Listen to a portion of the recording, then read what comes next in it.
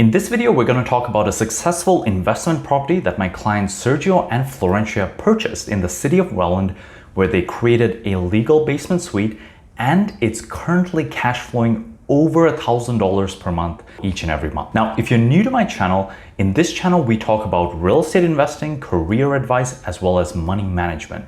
If those are topics of interest to you, consider subscribing.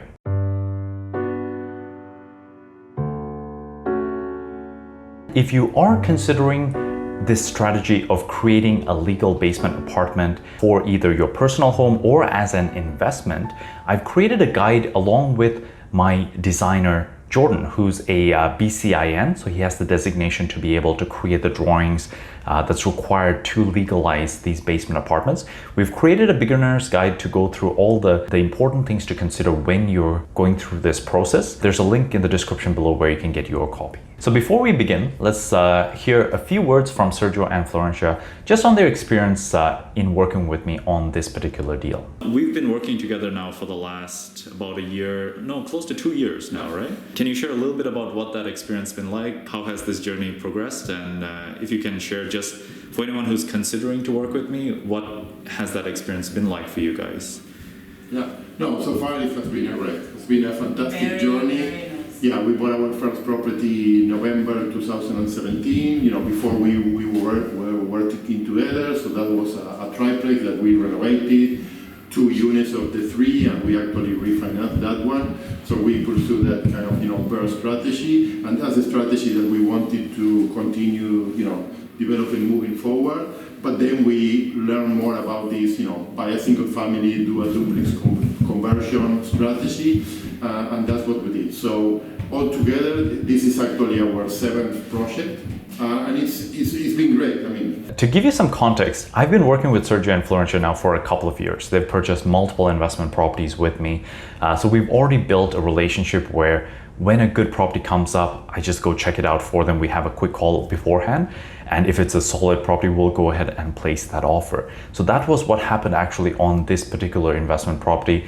It came up for sale. Within a couple of hours, I drove out, went to check it out. It seemed good, things fit what we were looking for when it comes to creating these basement apartments. And we put in the offer right away and got it accepted within a very short amount of time, because in an active market, you gotta do whatever you can to get a little bit of an edge when it comes to getting these good properties first. Let me add that you, Koukun, I was gonna go there. help us a lot, because the most important thing is that you really understand what kind of property we are looking, so we can trust you, and many times you have gone to visit the properties by yourself, so we trust your judgment, and this is very important for us because we don't live in Welland. We were working full-time, both of us. We are from Milton, so to come here on a weekday in a rush, after work, it's very difficult. So let's start with taking a look at the upper unit of this property. The property itself is a 4-level side split, where the top 2 levels were about 1,400 square feet, and it was already a 3-bedroom layout. And what we did is we basically left it as it is. Now, it's a very spacious property, right? 1,400 square feet is usually a lot bigger than what we usually find. However, it was pretty much left in the condition that it was built in. It was built in the 70s, and the owners basically never renovated it, but kept it in a really good shape. While it looked old, while it looked a little bit dated, it still was in a decent condition. And the thought process behind the money that we spent in the renovations here is we want to make sure each dollar gets the maximum ROI, the best return on investment. We figured getting the upstairs rented out quickly at, in this case, $1,700 a month made more sense than, for example, renovating it and potentially getting $1,800 to $1,900. That extra $100, $200 in income would not really justify the additional 20 to 25 grand we'd probably have to spend to renovate it, at least right now. It is something that we'll consider doing later, maybe once the tenant leaves and it's vacant, so before re-renting it at a later date. It's been great having you on the team. Yeah. And again, we actually bought one property sight unseen. Remember, you saw it on Heather, you saw it on Saturday, we placed the on Sunday after the offer has After been the offer accepted. was accepted. Yeah. And then there are, I think, probably a couple of properties that those are opportunities that you came to us, right? Such as Clear Avenue, for example, that we really didn't know until you are here in the market, you look at everything, and you were able to come up with a really good opportunity. So we're very thankful for that, Koukun. Yeah. So this particular property, like I mentioned, the upstairs got rented out right away at 1,700 plus hydro. So that's something that Sergio and Fluorine always do. They split the hydro meter so that they can rent each unit plus hydro. And the numbers, right? You understand the numbers as well, because what happens with many realtors is if they are not investing themselves, they don't really get it, right? Like so yes, it's been very helpful. So as you can see in some of these photos, the existing basement was pretty much, there was nothing that we could really save. There was a washroom that we kept the plumbing to, but we basically gutted it. We removed the old shower, the old toilet, we got rid of everything that was existing. There was this old panel walls that, we got rid of all of it. The windows were pretty old, so we replaced all the windows in the basement. Basically, it was a full top to bottom renovation of the basement suite. And now, because it's a side split where the top two levels were 1,400 square feet, this basement apartment ends up being about the same square footage, except for the space that's used for the furnace room. In this case, we actually made quite a spacious furnace room to save some of the cost of moving some of the mechanicals. Just because we had so much space, it didn't make sense to move stuff around to get more space to the unit, since it was already going to be probably close to 1,100 square feet of finished space in the basement. So some of the main things we do when it comes to creating a legal basement apartment is you want to make sure that the fire separation between the units and the sound separation meets the building code. So typically what that means is we take down the existing ceiling, we put a rock salt safe and sound. It looks like the insulation materials that you would see behind a wall, except it's not meant for insulation of temperature, but rather just to dampen sound, and it also slows down the spread of fire. So you put it between the joist cavities, so you fill them up with this rock salt safe and sound insulation basically, and then you do a resilient channel under the joist and you put 5/8 type X drywall. Now, if you've never done a duplex conversion before, I may sound like all these words may sound a little bit overwhelming, and it was even for me when I was first figuring this out, first hearing about it. It took me a little bit of time to understand what each of these were, but once you get the hang of it, it's pretty straightforward. It's the same thing that everyone does on every single one of these projects. In this basement apartment, as you're seeing in the photos, it was actually rented out for 1,500 plus hydro at that time. So they purchased this property around May of 2019. They got all the renovations done, I believe, if I'm not mistaken, during the summer. So it was around July or August that it was all done. And then it was rented out at right away. In fact, they got a lease signed before the renovations were complete. They showed the property to a couple who had seen the quality of the renovations they've done on their other properties, and they were ready to sign it even without the property being finished. So they were able to get a pretty good rent pretty quickly.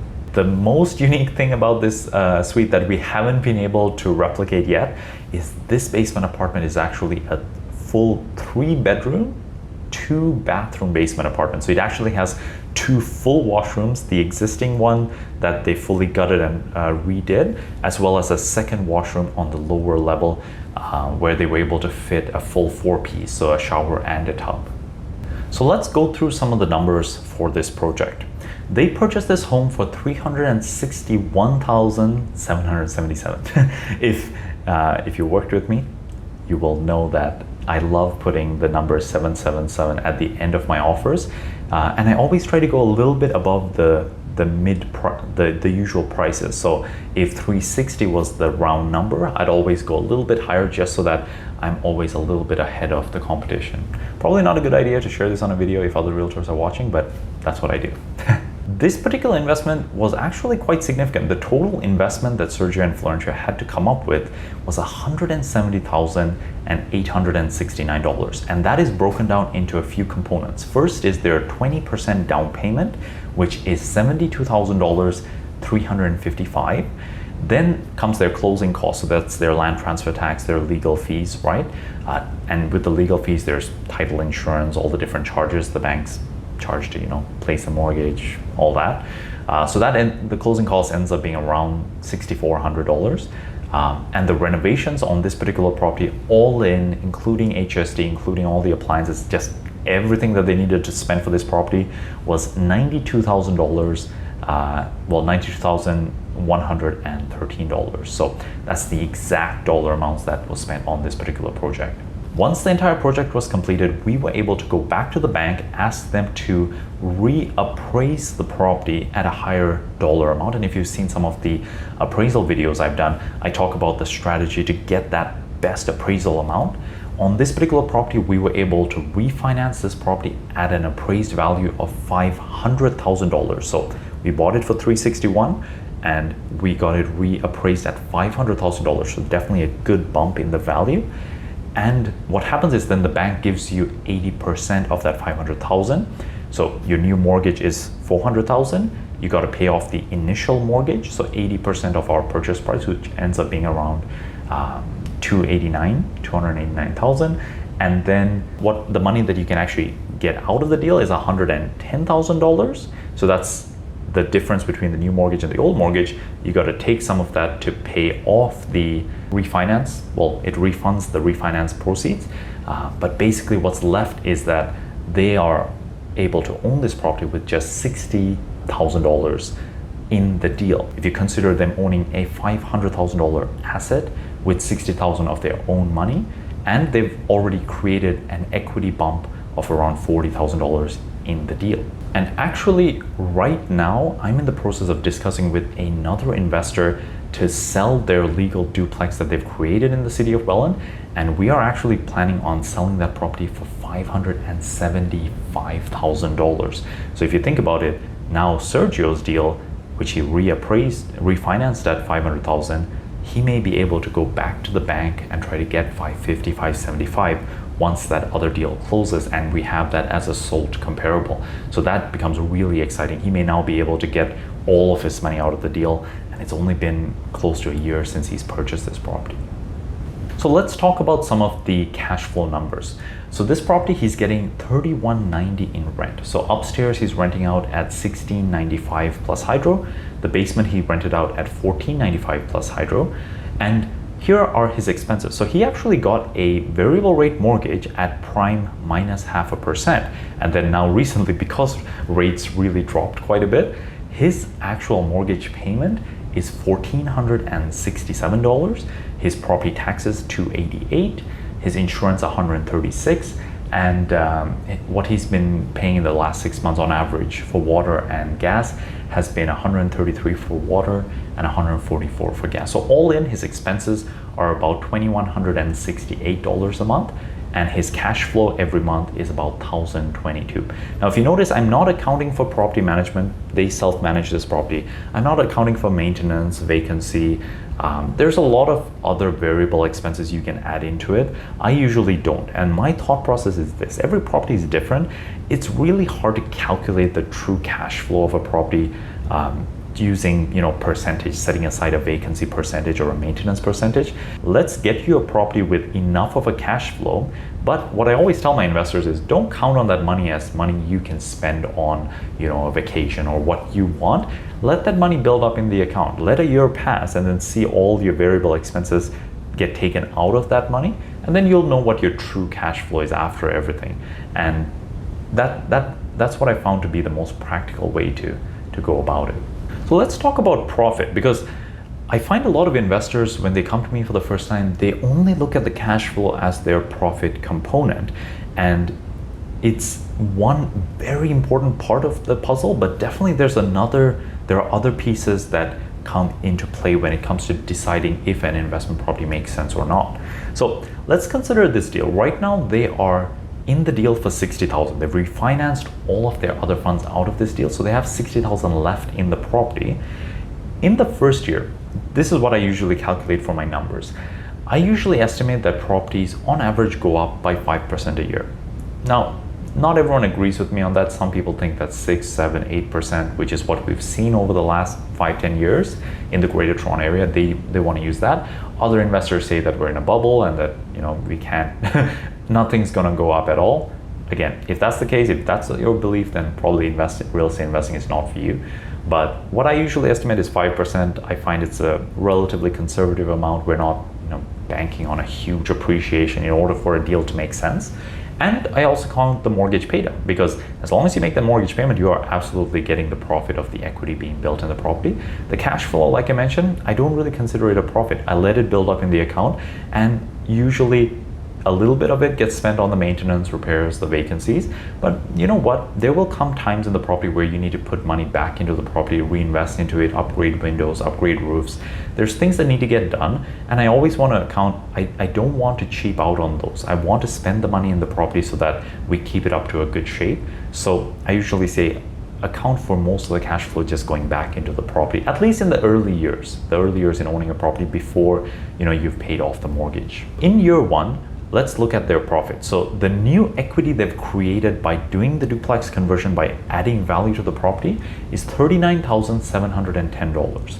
Then their mortgage paydown for that first year is another $9,848 for a total of just shy of $50,000, $49,558. This represents an 82% return on their $60,000 that's left in the deal after refinancing, which is a really good return on investment. Year two comes along, we start calculating a 5% appreciation per year, and 5% of $500,000 is $25,000, and the mortgage paid on in the second year ends up being around $10,046. So in the second year, their profit is about $35,000, which represents at that point another 58% return on their $60,000 left in the deal. Now, like I mentioned just a few moments ago, we're actually going to sell another legal duplex in the city of Welland for $575,000. That's way more than 5%. That's close to 15% higher than what they refinanced their property for. And again, it's only been less than a year since they've owned the property. So definitely there can be these short bursts where prices increase much faster than this 5%. So whenever it comes, we take it, but we don't project that out because it's not 100% confirmed that we can keep achieving these on every single year. So there you have it. This is the duplex conversion that my client Sergio and Fluorine purchased, renovated, rented, and refinanced, basically the BRRRR strategy, right? And it's done really well for them. Hopefully within the next few months, if that other sale goes smoothly, they can now start going back to this property and almost refinance it a second time to pull out the rest of their down payment. Again, it's not something that's always guaranteed at the time of purchase, but it is something that happens over time as you own good quality properties in cities that are doing well with a lot of activity and demand. These are the returns that we're starting to see more and more often. So I hope you enjoyed that video. If you have any questions, feel free to comment below. Like I mentioned, I've created a beginner's guide to creating a legal basement apartment that you can get by pressing the link in the description. And until next time, all the best.